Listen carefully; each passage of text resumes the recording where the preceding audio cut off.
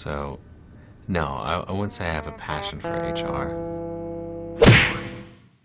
Welcome back to Human Resources for the People. It's a human capital revolution. The large Indian Union just finished a 4-day hunger strike yesterday, and we've got to talk about it. So, to give a little bit of backstory here, in 2004, the Indian government moved from a defined benefit model to a defined contribution model. And so, just broadly speaking, a defined benefit model is similar to a pension, a regular pension. Employees are promised a specific predetermined benefit at retirement, typically based on factors such as salary history and years of service.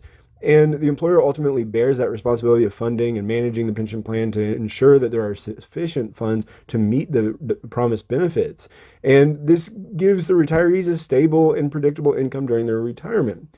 They moved into the government employees for India moved to a defined contribution model in 2004. Now, this model is similar to the model in the United States, specifically with the 401k. Of course, the United States has some pension plans, specifically in government, state and local government, more specifically. But in the United States, the majority are on a 401k plan, which is a contribution or defined contribution model.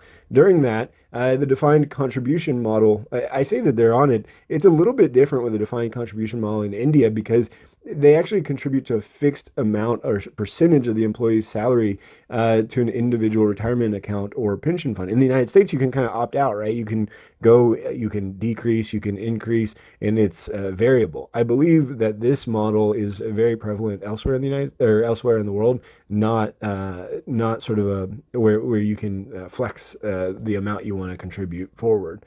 The retirement income from the defined contribution model is not predetermined and can vary based on investment returns and market conditions. Retiree may receive a lump sum or periodic withdrawal. The Indian government moved to the defined contribution model in 2004, and just now there's been some discussion of bringing it back.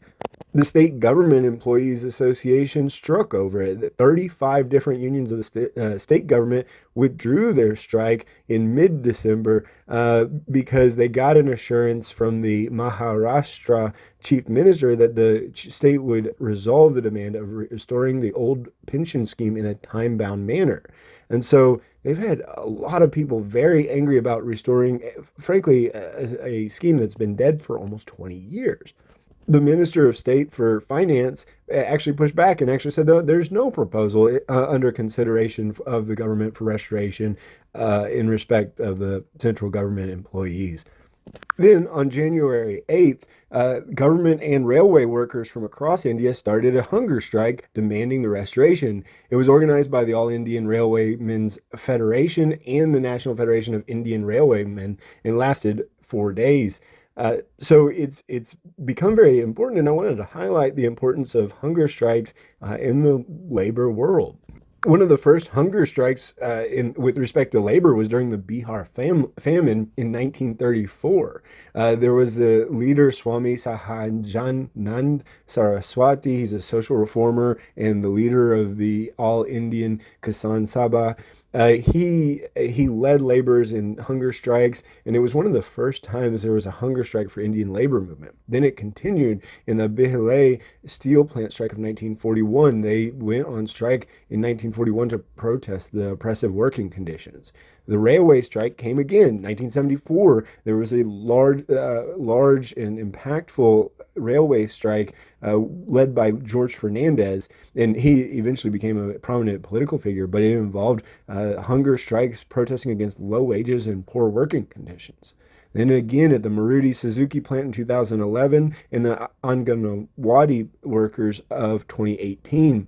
So, hunger strikes play a big role. Just briefly, there was the Ford Hunger March in the United States in 1932, the San Francisco State University strike in 1968, and the Polish Solidarity movement, which had a lot of support from the trade unions in the 1980s in Poland. So, the world has a large history with hunger strikes, and perhaps it's best said that India has an even stronger history of hunger strikes in the country. The Reserve Bank of India has said that the old pension scheme was fiscally unsustainable, but of course, the labor unions are saying no, that's not true, that the government can sustain a defined benefit plan. What do you think? What Are do you you think willing about today's to video? do a hunger Please strike over something that comment you down truly believe below. in? What would Like, it be? share, Leave a and comment down subscribe. below, It like, really share, and helps subscribe, and out. we'll see you on the next And I'll video. see Bye, you on guys. the next one. Bye, guys.